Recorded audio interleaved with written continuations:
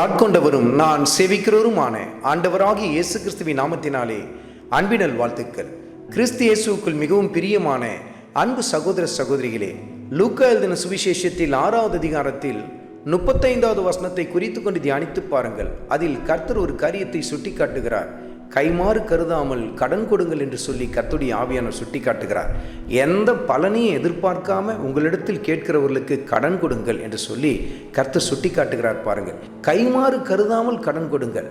இன்னைக்கு நான் உதவி செய்கிறேன், நாளைக்கு அவன் வேற ஒரு வகையில் எனக்கு உதவி செய்வான், இப்படிப்பட்ட எதிர்பார்ப்பு வேண்டாம். அல்லது நான் இதை கொடுக்கறதுனால இவ்வளோ வட்டி எனக்கு கிடைக்கும், வேண்டாம் மகனே, வேண்டாம் மகளே, அந்த வட்டி தொழிலை விட்டுவிடு, அது உன் குடும்பத்துக்கு லாபம் அல்ல, சாபத்தை தான் கொண்டு வரும்.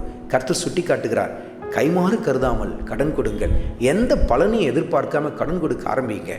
கர்த்தர் உங்களை நிறைவாய் ஆசீர்வதிக்க ஆரம்பிப்பார். பாருங்கள், கிறிஸ்துவுக்குள் மிகவும் பிரியமான அன்பு சகோதர சகோதரிகளே, நீங்கள் கொடுக்கிற காரியங்கள் திரும்பி வராமல் கூட போகலாம், பரவாயில்லை. ஆனால் கர்த்தர் உங்களை நிறைவாய் ஆசீர்வதிப்பதை உங்கள் வாழ்க்கையில் நீங்கள் பார்க்க ஆரம்பிப்பீர்கள். ஆண்டவராகிய இயேசு கிறிஸ்துவின் கிருபை உங்கள் அனைவரோடும் கூட இருப்பதாக. ஆமென்.